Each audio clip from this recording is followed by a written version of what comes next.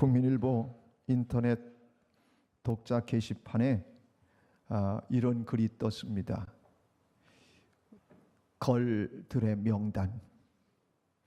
내가 철없는 시절 차버렸던 수많은 걸들의 명단을 소개합니다. 사실 지금 생각하면 참 바보 같은 짓이었습니다. 그때 왜 내가 그들의 소중함을 몰랐던지. 그래서 저는 그 많은 걸들을 그냥 보내고 말았습니다. 아니, 정확히 말하면 차버리고 말았지요. 이제 참회하는 마음으로 제가 버린 걸들의 이름을 밝히겠습니다. 더 열심히 살 걸, 더 열심히 공부할 걸, 부모님 말씀 더 잘 들을 걸, 말을 아끼는 법을 배워둘 걸, 일을 더 열심히 할 걸, 더 열심히 믿을 걸, 내 가족을 더 사랑할 걸, 내가 가진 것을 남에게 조금만이라도 더 나누어 줄 걸, 이런 얘기들이 안 나오게 할 걸. 기억나는 대로 몇 명만 나열했습니다. 여러분도 이런 걸들을 절대로 차버리지 마십시오. 그랬어요. 처음엔 걸들의 명단 그래가지고 바람둥이였나 그랬더니 이 얘기가 굉장히 의미 있는 얘기입니다. 우리는 살아가면서 종종 후회할 때가 있습니다. 후회 없이 인생을 사는 사람은 아무도 없을 것입니다. 선택이나 판단을 잘 못해서, 그래서 그런 경우 우리는 후회가 남게 됩니다. 그것이 우리가 갖고 있는 불완전한 인간의 한계이기도 하지요. 사랑하는 여러분, 우리는 이렇게 저렇게 한계가 있는데 특별히 제가 한 사람 더 소개를 하면 러시아의 문호 톨스토이는 자기가 여행을 즐겨 했는데 하루는 어느 주막집에 이제 머물러서 하룻밤 이제 머물게 됐습니다. 그런데 그 집에는 딸아이가 아파 있었습니다. 근데 톨스토이가 가지고 다니는 여행 가방이 빨간색이었는데 이 소녀가 그 가방을 보고 자기가 저 가방을 갖고 싶다고 엄마한테 울면서 졸르는 겁니다. 그런데 갖고 있는 이 모든 짐들이 그 빨간 가방 안에 들어 있었기 때문에 톨스토이가 이거는 주지 못하고 집에 가서 자기 짐을 다 빼낸 다음에 나중에 가져다 줘야지라는 생각을 갖고 집에 돌아왔습니다. 여행을 마치고 돌아와서 가방에 있는 모든 짐을 내어놓고 그리고 빨간 가방을 가지고 그 주막집을 다시 찾아갔습니다. 그런데 그 아팠던 소녀가 공동묘지에 묻혀 있는 것이었습니다. 톨스토이가 후회가 됐습니다.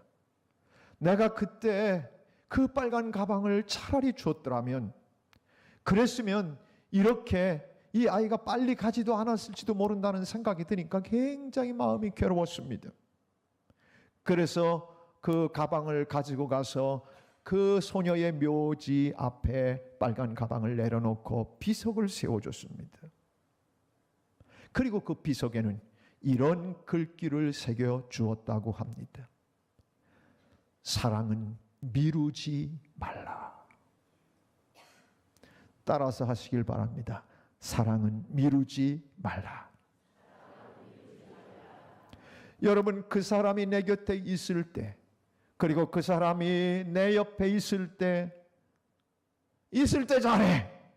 뭐 그런 거예요. 여러분, 있을 때 사랑해주고, 있을 때 보듬어주고, 있을 때 이해해야 하는 거예요. 그래서 톨스토이는 우리에게 아주 소중한 말을 남긴 겁니다. 우리는 살아가다 내가 기분이 좋아지면 저 사람 내가 아끼고 사랑해 줄게. 내 감정이 좀 다스려지면 저 사람 내가 사랑해 주면 되지. 내 생각과 코드가 좀 맞으면 그때 가서 사랑해 주지. 우리는 그러면서 부부간에도 그렇게 살고 우리는 살아가면서 만나는 사람들과의 관계 속에서 수없이 그런 갈등들을 느끼며 삽니다. 그런데 분명한 진리는 사랑은 미루지 말라는 것입니다. 내 옆에 있을 때, 보일 때 사랑해야 된다는 것이죠. 우리는 살아가면서 한계를 가지고 있기 때문에 그래서 후회가 남도록 선택하고 내가 그때 그런 말 하지 말았어야 되는데, 내가 그런 행동을 그때 하지 말았어야 되는데 라고 후회할 때가 많지만, 사랑하는 여러분, 하나님은 완전하시고 하나님은 온전하시고 하나님은 전능하시기 때문에 그분에게는 후회가 없으십니다. 오늘 29절이 그 얘기입니다. 29절 한번 본문을 같이 보겠습니다. 함께 읽습니다. 하나님의 은사와 부르심에는 후회하심이 없느니라.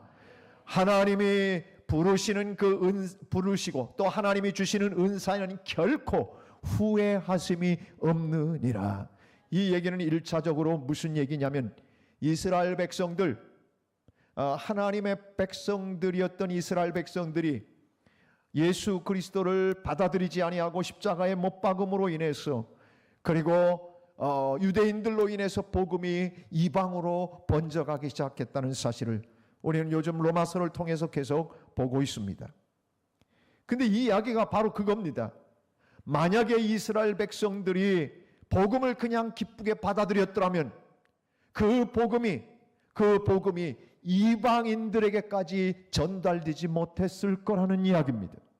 그래서 하나님이 이스라엘 백성들을 선택하고 부른 데는 절대 여기 하나님은 후회하실 일을 안 하신다는 겁니다.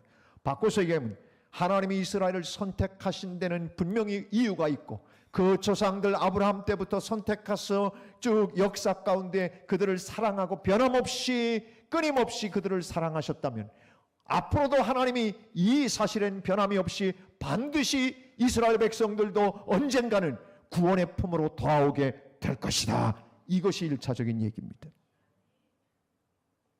그래서 28절에 보면 오늘 본문에 이런 말씀이 나옵니다.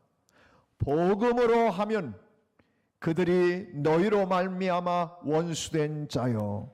누구 때문에 이스라엘 백성들이 하나님하고 원수가 됐느냐? 너희들 때문이라는 거예요.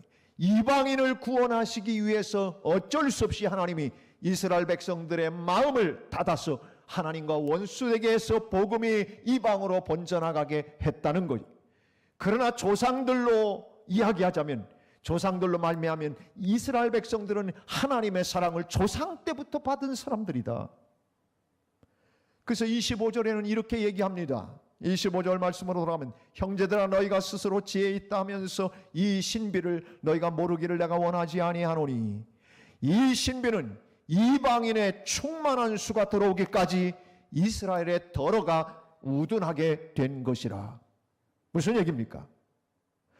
여기 오늘 이중 부정을 쓰고 있습니다.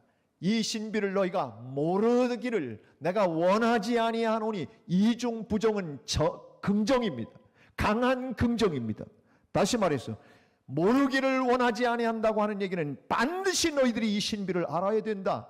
언젠가는 이방인들의 충만한 숫자가 차게 되어지면 그 다음에 이스라엘의 더러는 지금 우둔하게 되어서 거부하고 있지만은 반드시 그들은 주님 앞으로 돌아오게 되어지는 그런 역사가 있게 될 것이다. 이 얘기입니다.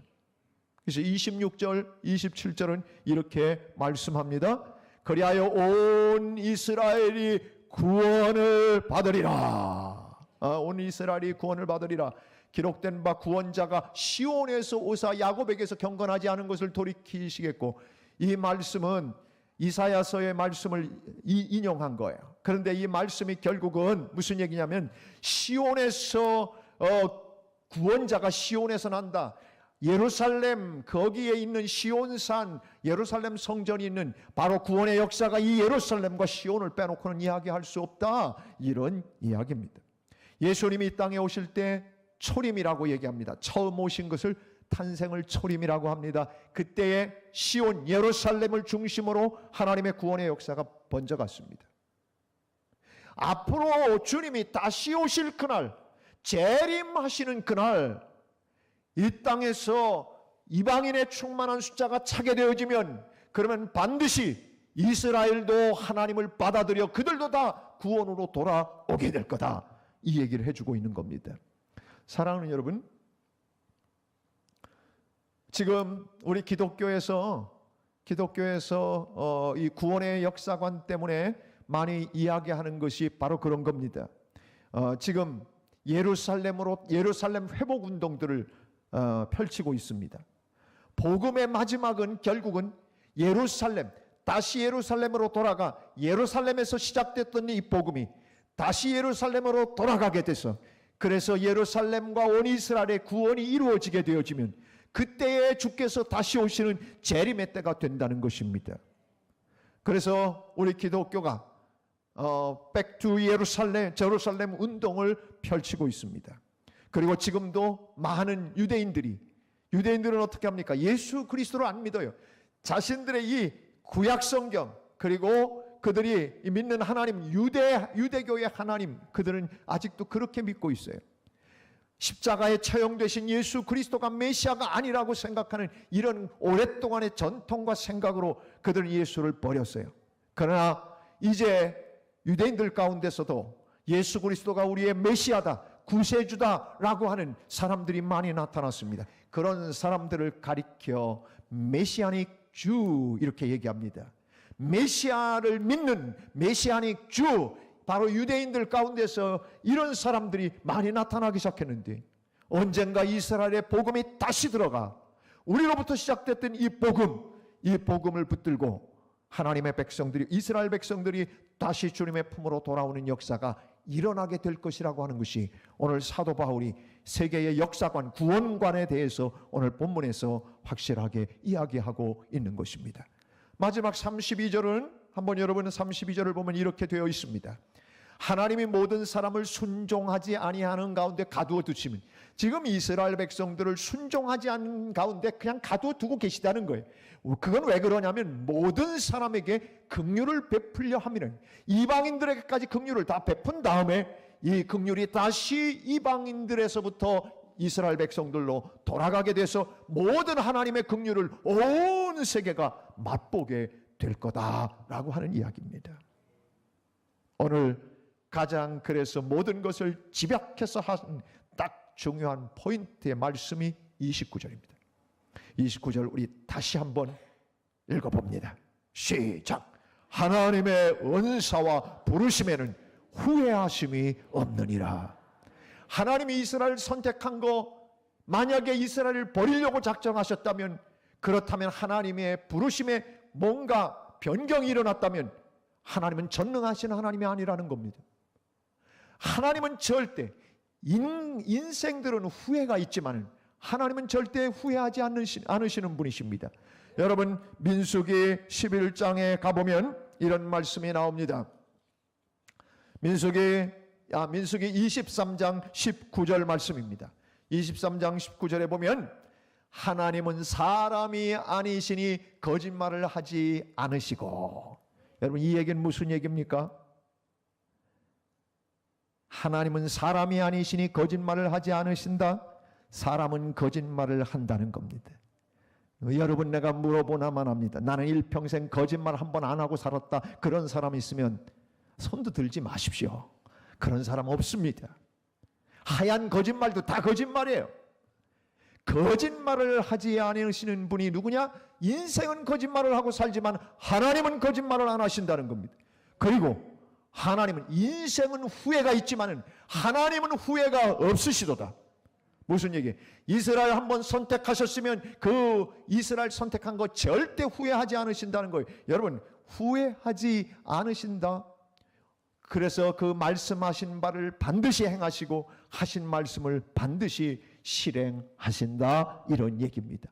여러분, 그의 은사와 하나님의 은사와 부르심에는 후회함이 없느니라. 이 후회함이 없다라고 하는 단어는, 후회함이 없다고 하는 단어는 원어의 단어 자체를 헬라어 단어가 이렇게 쓰고 있습니다. 메타멜로마이라고 하는 단어입니다. 이 메타멜로마이라고 하는 단어는 원어 뜻이 뭐냐면 후회할 것 없는 그런 뜻입니다. 형용사인데 후회할 것 없는, 또 무슨 얘기냐면 취소할 수 없는 그런 뜻입니다. 변경할 수 없는 그런 얘기입니다. 그래서 이 내용은 취소할 수 없는, 변경할 수 없는 그런 단어로 쓰고 있는데, 그래서 취소나 변경이 불가능하다는 거예요. 제가 얼마 전에 물을 시켰거든요. 근데 인터넷에 물을 파는 것이 분명하게 보니까 거기에 뭐라고 되어 있냐면 2리터짜리 6개 뭐 이렇게 갖고 액수가 나와서 그걸 클릭을 했는데, 나중에 클릭을 하고 나니까 거기 옵션을 잘못 누른 거예요. 그래갖고 더 비싸게, 보통 때보다 훨씬 비싸게 사게 된 거예요. 그래서 제가 거기다 전화를 했습니다. 내가 이걸 잘못 클릭했다. 그러니까 잘못 클릭했으니까 이 액수만큼 다른 옵션으로 훨씬 싸게 살 수 있는 그 옵션으로 좀 바꿔달라 그랬어요. 그랬더니 안 된다는 거예요. 그 아가씨가 전화를 받아서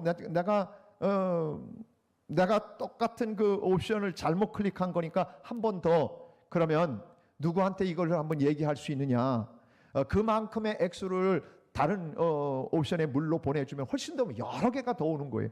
그래서 제가 이거 해서 다시 얘기했더니 거기서 그럼 위에 분에게 다시 한번 상의를 해보겠다. 위에 분에게 가서 상의를 하고 그 다음에 저한테 연락이 왔는데 그래도 안 된다는 거예요. 그래서요, 울며 겨자 먹기로 비싸게 물을 사 먹었어요. 그 물을 먹는데 되게 배가 아프더라고요. 뭐라 그러냐면 취소할 수 없다는 거예요. 변경할 수가 없다는 거예요. 변경하려면 너무 카드 사고 복잡해갖고 그냥, 그래서 나중에 뭐라냐면 결론을 낸 건 뭐냐면 환불을 그냥 해주겠다는 거예요. 환불을 해주고 그 잘못한 것에 대해서 물 5,000원 택배비만 당신이 물어라. 그래갖고 5,000원 물고 그것을 다시 취소한 것을 금액을 받아가지고 그렇게 샀는데도 훨씬 몇 개를 더 살 수 있었어요. 그 결국은 해결을 좀 해주긴 했어요. 근데 바로 그런 거예요. 취소할 수 없는, 변경할 수 없는, 이건 안 된다는 거예요. 너무 강력하더라고요. 그래서 앞으로 난 물 굉장히 많이 사 먹는 사람인데 좀 잘 좀 봐달라는데도 안 봐주더라고요. 취소할 수 없어요. 변경할 수 없다는 거예요. 이걸 가리켜 얘기하는 거예요.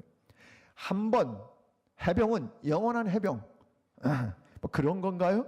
변함이 없는 거예요. 이 대한민국에서 제일 잘 되는 모임 가운데 하나가 해병전후의 호남 향후회라고 해요. 뭐냐면 그들은 이 단결과 그리고 하나 되었던 그것이 끈끈하기 때문에 제일 잘 되는 모임들이 그렇대요. 여러분 동네방네 가는 데마다 해병들 다 있어요. 뭐 할 때요? 여기 설계초등학교 앞에도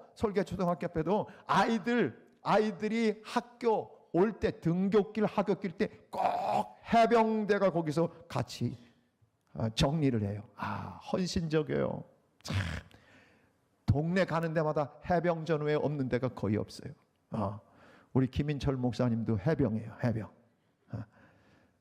그런데 아무튼 간에 제가 하고 싶은 얘기는 우리가 살아가면서 하나님께서 나를 향해서 갖고 계신 계획과 섭리, 나를 부르시고 택하신 데는 전혀 변함이 없다, 취소할 수 없다고 하는 확실한 고백이 우리 가운데 있어야 된다고 하는 얘기예요. 그래서 영어 성경 NIV 성경과 NASB 성경은요, 조금 쉬운 단어는 아니지만 이 단어를 쓰고 있어요. 하나님은 일회 버커블이라고 하는 단어를 써요. 다시 말해서 이것은 다시 불러낼 수 없는, 변경할 수 없는, 다시 요청할 수 없는 그런 단어로 성경을 쓰고 있어요. 그냥 한마디로 이게 무슨 얘기예요? 이스라엘 백성들의 구원의 역사에 하나님이 그들을 아브라함 때부터 부르시고 구원의 역사를 써내려오시다면 절대 변경할 수 없다는 거예요. 취소할 수 없다는 거예요. 그 이야기는 마찬가지로 오늘 우리에게 적용이 됩니다. 하나님이 우리를 수많은 사람들 가운데서 하헌선하고 우리를 저를 부르셨어요. 여러분의 이름을 불러 여러분을 선택하셨어요. 이 선택에는 절대 부르신 데는 취소나 변경이 불가하다는 이야기예요. 아멘. 여러분이 이 사실을 믿고 살아가면 얼마나 담대합니까? 얼마나 자신만만합니까? 얼마나 힘있게 살 수 있습니까?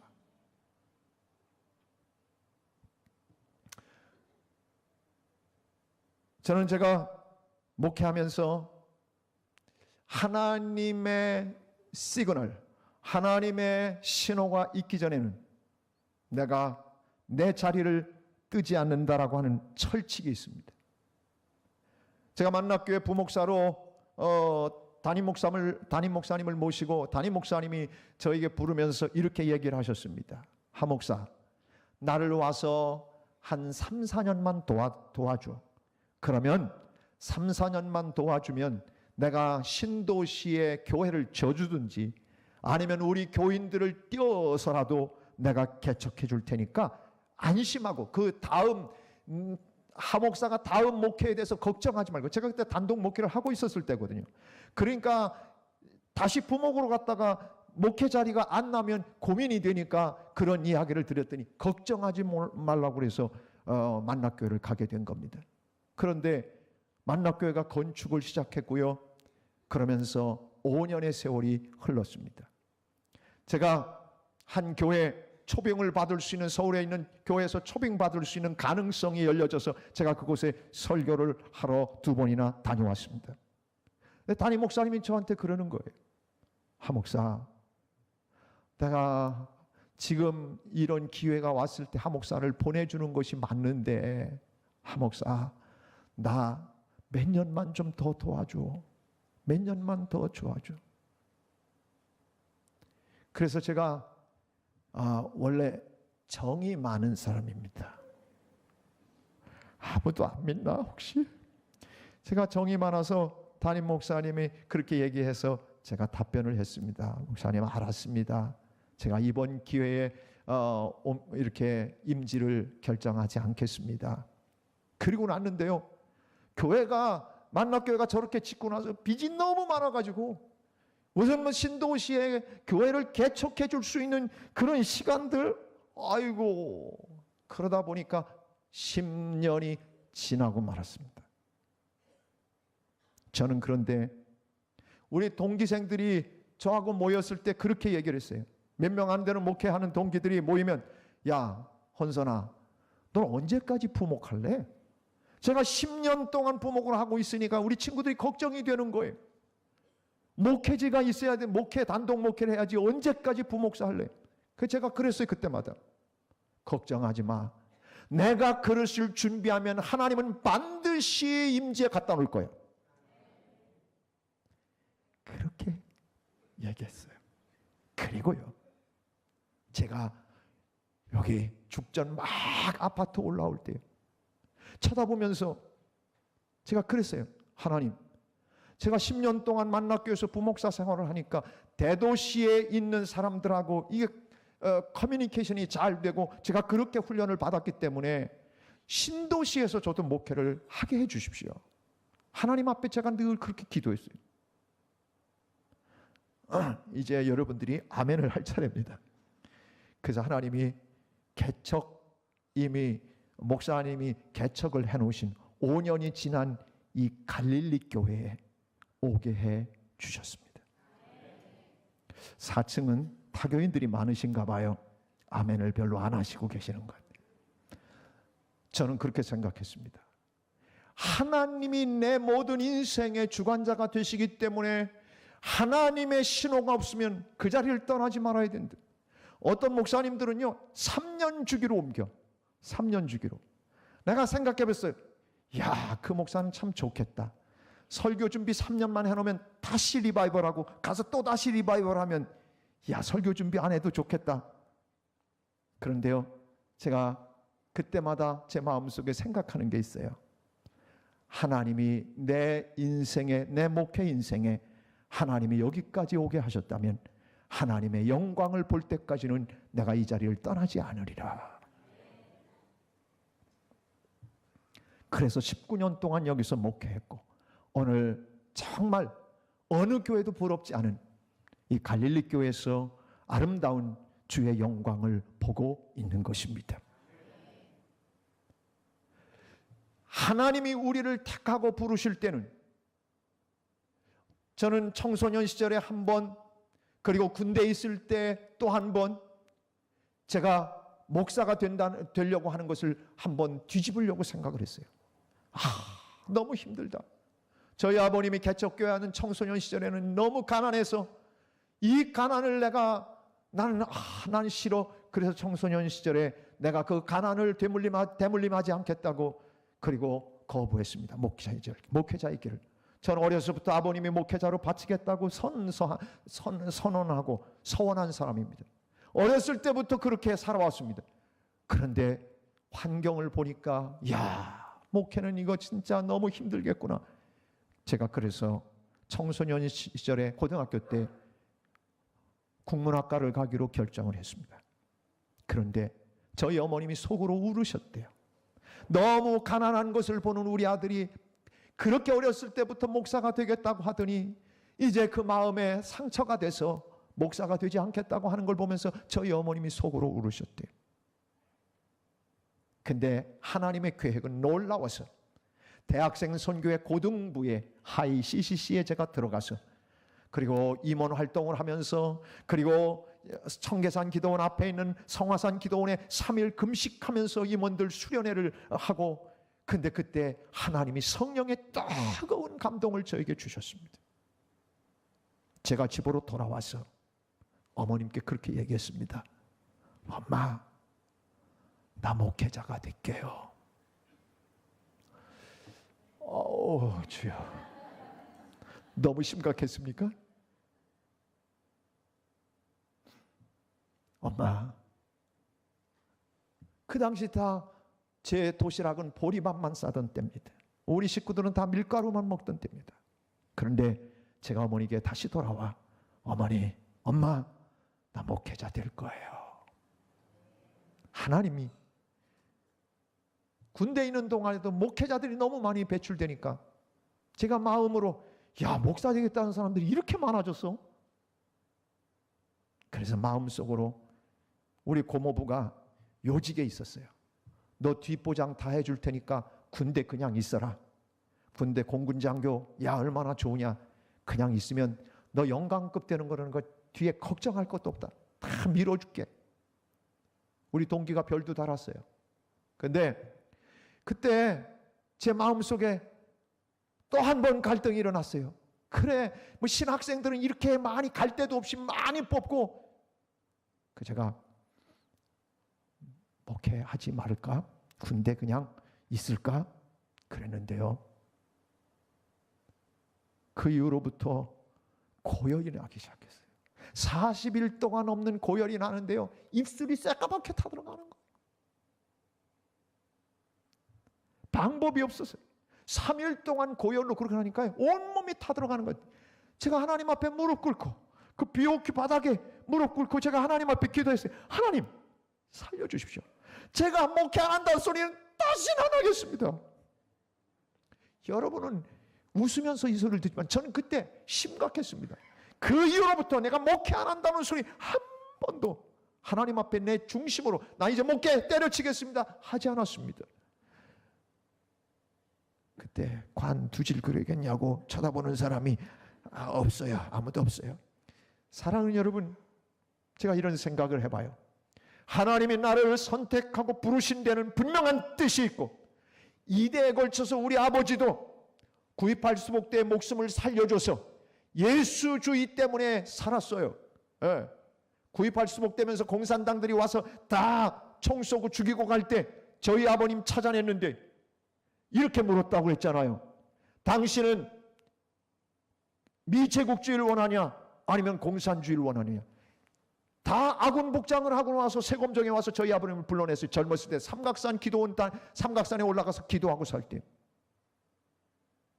근데 그때 저희 아버님이 아군 복장을 하고 와가지고 우리를 기다리라고 수고했다고 그래놓고 묻는 게 미제국주의를 원하냐 공산주의를 원하느냐, 그러니까 질문이 이상한데 영적으로 기도하는 사람이니까 막 스쳐오면서 그때 대답한 것이 나는 미제국주의를 원하는 것도 아니고 공산주의를 원하는 것도 아니다. 내가 원하는 것은 만인을 사랑하고 박애주의자 평등주의 예수주의를 원한다. 이렇게 답변을 한 겁니다. 그래서 그때 끌려가기 시작해서 우리 김영선 목사님 아버님도 총에 맞아서 쓰러졌었대요. 근데 다시 사셨대요. 그런데 저희 아버님은 이북에서 그중에 인솔 장교로 보이는 사람이 저희 아버님을 끌고, 그리고 먼저 동료들 5명을 먼저 보내고서는, 그리고 우리 아버님하고 2사람이 남았어요. 그리고는 그 인솔 장교가 이렇게 얘기하더라는 겁니다. 당신처럼 믿음 좋은 사람 내가 만나지 못했다. 나 이북에서 주일학교 다닌 사람이다. 내가 살려줄 테니 빨리 돌아가라. 그리고 총 쏜 것처럼 하고, 그리고 저희 아버님을 살려주셨어요. 그래서 우리 아버님이 신학을 공부하기 시작했어요. 그 아버님의 영향으로 저도 어려서부터 큰아들 낳으면 첫아들은 하나님의 것입니다. 첫태생은 하나님의 것입니다. 첫아들 주시면 하나님께 바치겠습니다. 이 태어나기도 전부터 운명이 결정되어 나온 이 사내 아이가 가끔은 하나님 앞에 내가 거부하면서 목회자의 길 어렵다고 안 간다고 할 때마다 나를 돌이켜 이 자리까지, 이 영광스러운 자리까지 하나님께서 오게 하셨습니다. 사랑하는 여러분, 하나님이 우리를 부르신 데는 절대 후회하거나 돌이킬 수 없고 변경할 수 없는 강력한 하나님의 택하심과 부르심이 우리 모두에게 있다는 사실을 우리는 확실히 믿어야 됩니다. 오늘 본문은 그래서 오늘 우리에게 이 말씀들을 확실히, 하나님의 은사와 부르심에는 결코 절대로 후회하심이 없다라고 말씀하는 것입니다. 우리는 종종 후회합니다. 그때 내가 미스터 김하고 결혼했더라면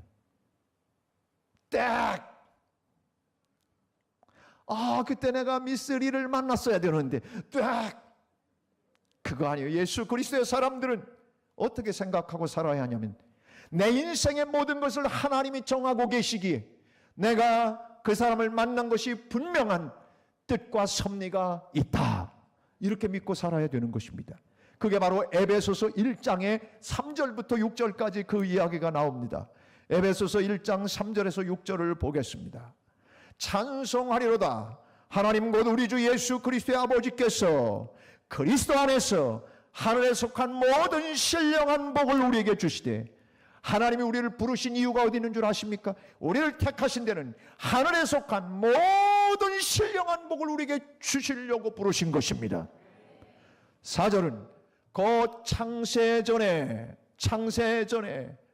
여러분, 이 땅을 만들기도 전에, before the foundation of the world, 이 땅을 만들기도 조성하기도 전에, 창세전에 그리스도 안에서 우리를 택하셨다는 겁니다.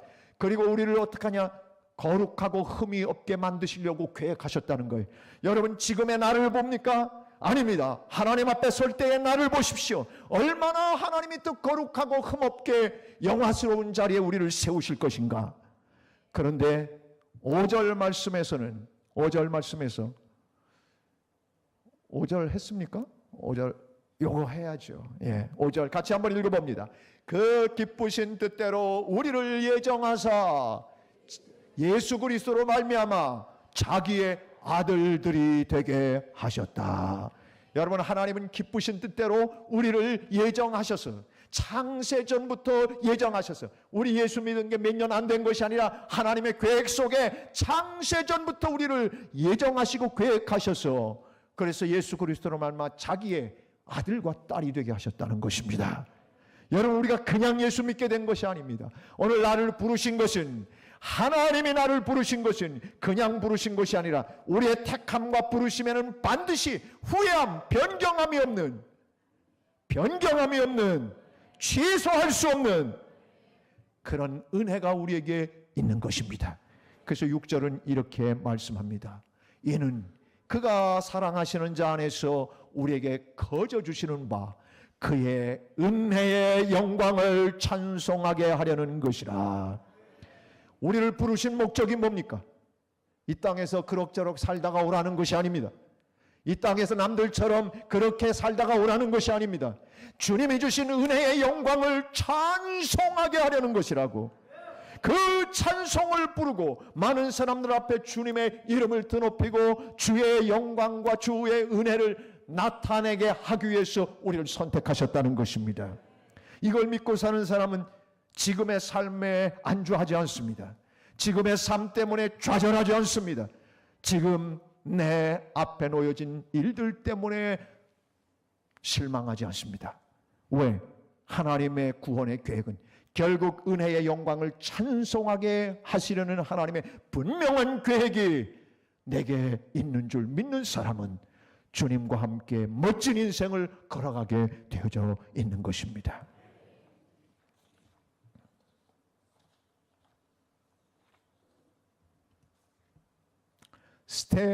스테니나라고 하는 미국 사람이 있습니다.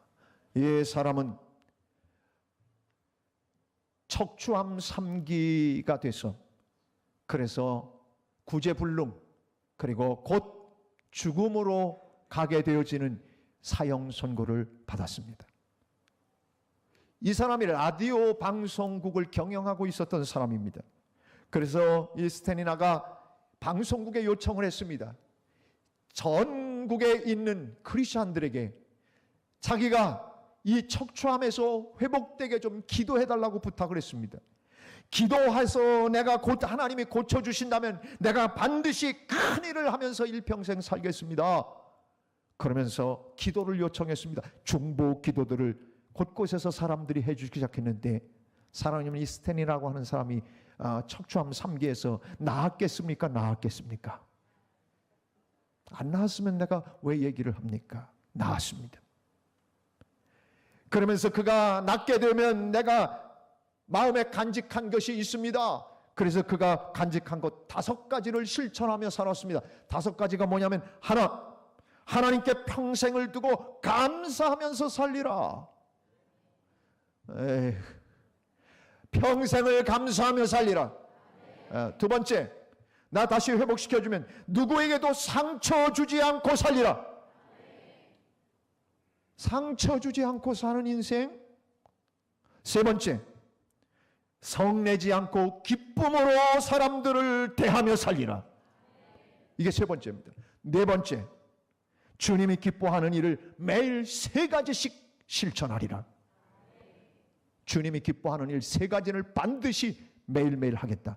마지막 5번째, 어떤 희생을 치르더라도 성령께서 내 마음에 감동을 주시면 그 감동에 반드시 순종하리라. 사랑하는 여러분, 이 스테니나라고 하는 사람은 1974년부터 20년이 넘게 교회를 감동 주셔서 교회를 세우기 시작했어요. 몇 개 교회를 세웠냐면 322개 교회를 세웠어요. 여러분 몇 개나 했길래 아멘도 안 하시고 그러십니까? 322개의 교회를 세웠습니다. 얼마나 성령의 감동을 따라 살았는지요. 그리고 선교비로 그가 지출한 선교비만 2,500만 달러입니다. 여러분 2,500만 달러 하니까 계산이 잘 안 되시죠? 주권사님, 2,500만 달러가 얼마예요?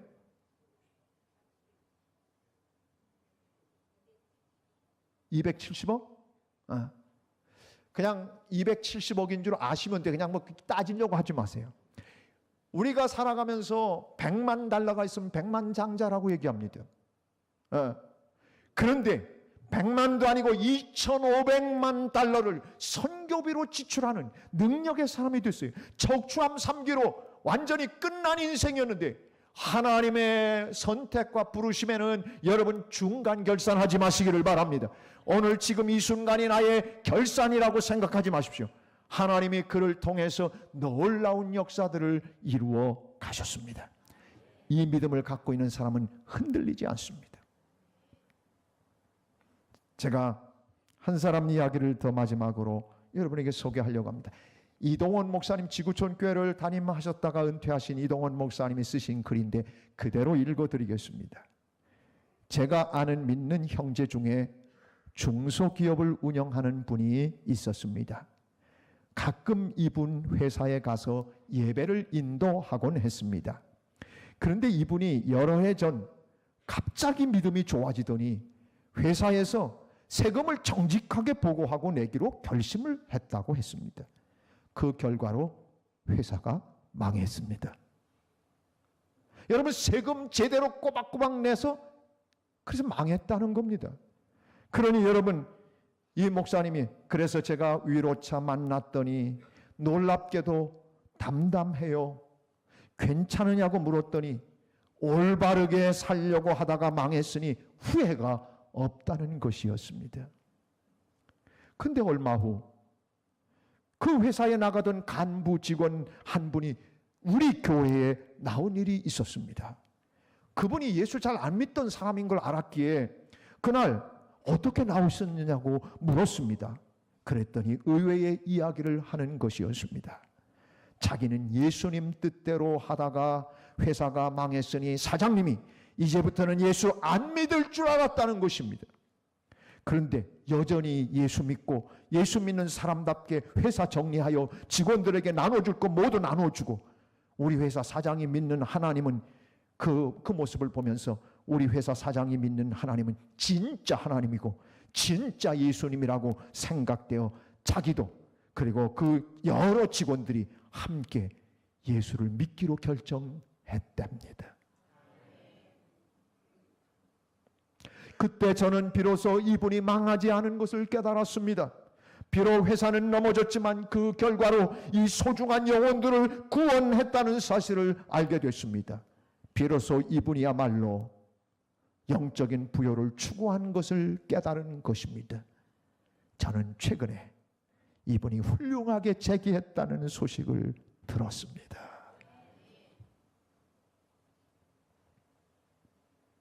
사랑하는 여러분, 살아가다 우리는 하나님의 축복이 여기서 끝났나? 하나님의 계획은 여기서 끝이 난 걸까? 하나님이 더 이상 나를 돌보지 않으시는 걸까? 몸이 아프고 또 어떤 때는 여러 가지 문제 앞에 놓여지게 되면 하나님은 어디까지 나를 붙들어 주실까? 두려워할 때가 있습니다. 하나님의 선택과 부르심, 하나님의 주신 은사와 부르심에는 결코 후회함이 없는 줄로 믿습니다. 이 믿음을 갖고 사는 사람은 지금 이 순간에 좌절하지 않습니다. 지금 이 순간에 절망하지 않습니다. 하나님이 반드시 나를 창세전에 선택하여 여기까지 오게 하셨다면 내 구원의 역사와 우리 가족의 역사, 그리고 앞으로 하나님께서 나를 통해 일하실 것이 분명히 있기 때문에 오늘을 멋지게 세상 사람들처럼 똑같지 않고 멋진 목표와 진실함을 가지고 이 땅을 살아가게 되는 것입니다. 왜냐하면 그들에게는 그 감격이 있기 때문입니다. 세상의 영적인 모든 복을 나에게 주시려고 부르시고, 그래서 자기의 아들들이 되게 하시고, 그리고 은혜의 찬송을 부르도록 하실 하나님이시기 때문에 그 하나님을 믿는 믿음으로 이 땅을 멋지게 힘있게 살아드리는 것입니다. 나는 오늘 여러분들이 그 주인공이기를 축복합니다. 이 확신과 담대함이 여러분에게 흐트러지지 않기를 바랍니다. 오늘 여러분의 모든 삶과 앞으로 여러분의 자녀들과 여러분의 가문과 그리고 이 교회를 향하신 하나님의 뜻은 반드시 후회함이 없이 진행될 것입니다. 왜? 하나님은 시건하지 않으시고 사람과 같지 않으시기에 반드시 선택하신 것에 그 모든 역사를 이루어 가실 것이기 때문입니다. 그런 은혜의 주인공들로 살아가는 모두가 되기를 주님의 이름으로 축복합니다. 우리 함께 찬양하겠습니다.